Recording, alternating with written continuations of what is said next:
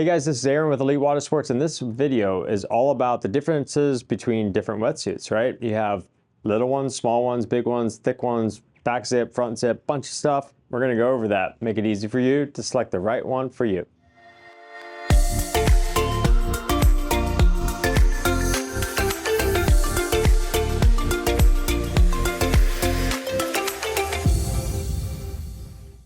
All right, let's get right to it and make it super simple for you to select the right wetsuit. The right wetsuit is simply based on like thickness, also the entry point, and the sizing of the suit. The sizing, what I mean by that is, well, they come in full suit, that's long arms and long legs, or shorties, or sometimes people call it spring suits. That's gonna be like short legs and long arms or short arms, right? And then you also have what is called a topper. A topper is just gonna be waist and then all the way up, long sleeves, short sleeves, vest. They have all of the different variations. Let's keep it easy.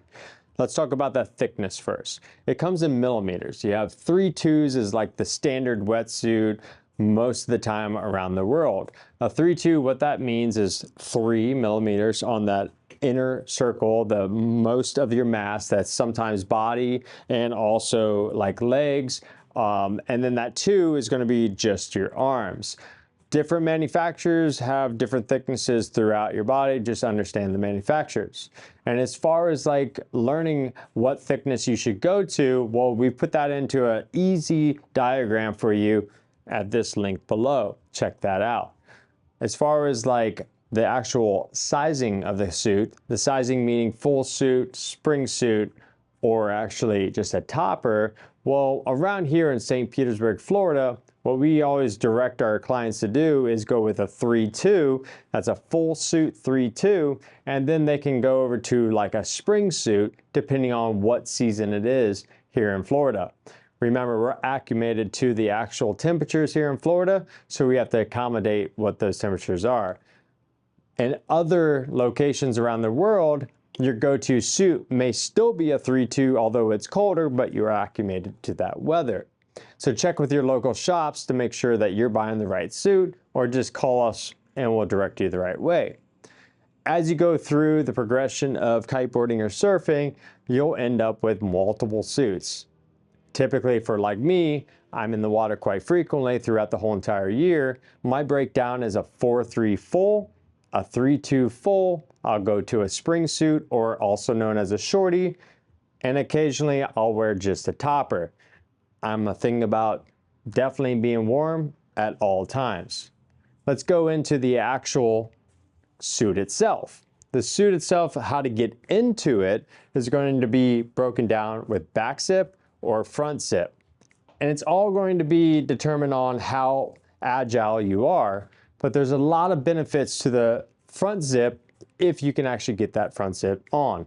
The front zip, well, it's not as easy and it takes more time, but that time investment is actually worth it in tenfold, meaning it's a drier suit, and we can almost call it a semi-dry suit.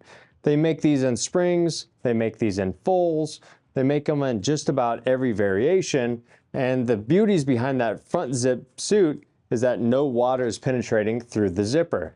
Any water that gets in is going to be through the neck, through the wrist, or through your ankles, which is super awesome. When you go to that back zip, the back zip, well, you have this huge zipper and the whole back side, and water is easily penetrated through the actual neck and through the zippers, which makes it not as warm. So the golden rule of thumb is, well, if you go with a back zip, typically you would go with a thicker suit. And if you go with a front zip, you can go with a, well, skinnier suit, more flexible. Meaning, well, the front zip for the pros, typically, and the back zip for somebody that just wants to get in, quick session, and leave the beach. Before Evan takes it away, we're going to talk about the price differences. Price differences are huge in wetsuits, and the selection, well, you get what you pay for. That is the golden rule of thumb. The lower cost point suits are not going to have fleece lining, and they're not going to have tape seams, they're not going to have fully waterproof seams. They're a cost point effective suit to get you into the sport. And well, when it really comes down to it is how long can you last out in the elements?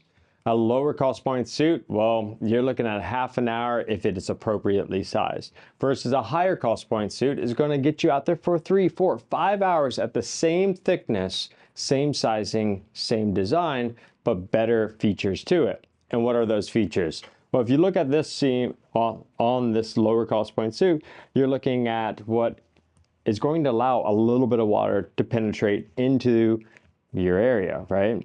Inside the suit. If you look at this higher cost point suit, it's actually gonna have a tape seam. It's gonna be actually welded together and sewn. So no water is gonna get it through at all.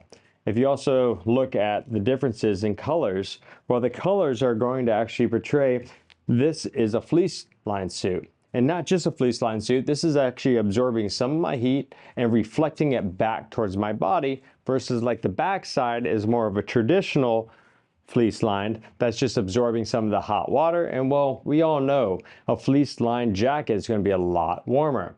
So to break it down, like if you spend a little bit more money, you're going to get a lot more suit out of it.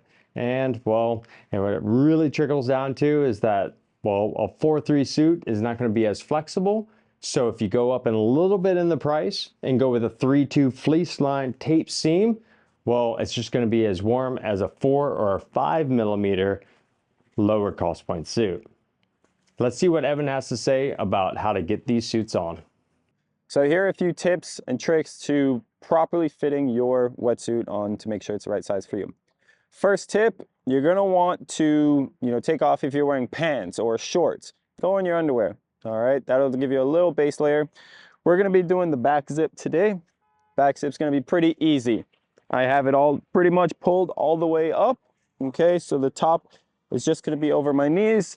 I'm going to slide my arm up, pulling my sleeve over. Now I'm wearing a shirt underneath this. Definitely would not recommend it. Slide the next arm in. Really make sure that your sleeves are pulled all the way up. Remember, I'm wearing a shirt underneath this, and that does not really help. The next thing is I'm going to want to grab my tail, as I call it, arch my back, and slide it all the way up. Now, once I get to here, I'm going to want to just pull my collar right over. Now, as we were talking about before, the back zip does not really create a tight seal. Water can easily go in there or around through my back right over here. So as we're putting on the back zip, now we're going to take it off. We got to fly this collar.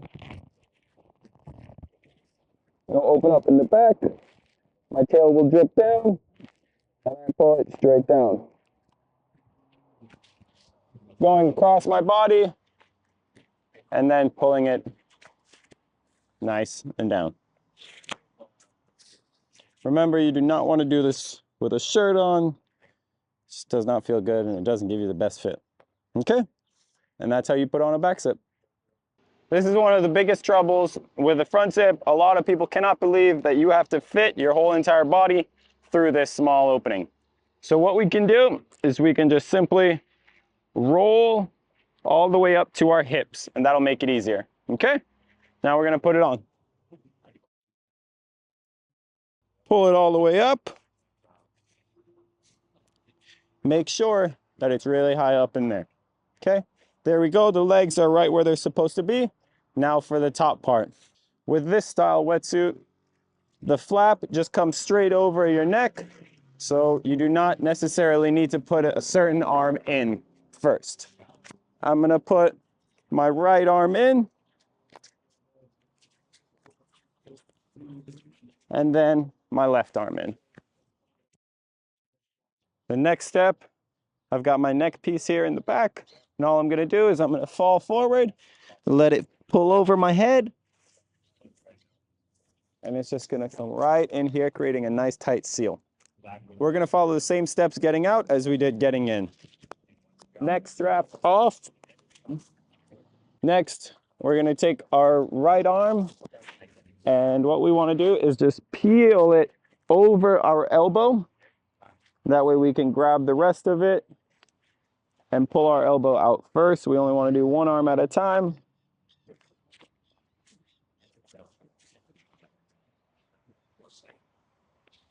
There we go.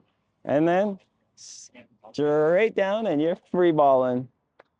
Alrighty guys, now we're gonna go into a different suit. This is a Mystic, it's a full suit. One pro tip is always use a plastic bag when you're trying to get your feet in or your arms in, especially with the thicker suits. They'll help out tremendously. And you can do this sitting down too.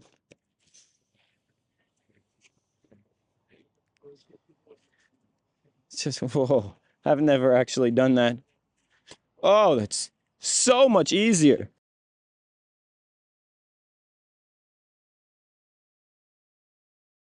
Now, pull it up over our waist. Biggest thing is you're going to want to pull it all the way up so that your knee pads are just right where your knees are supposed to be.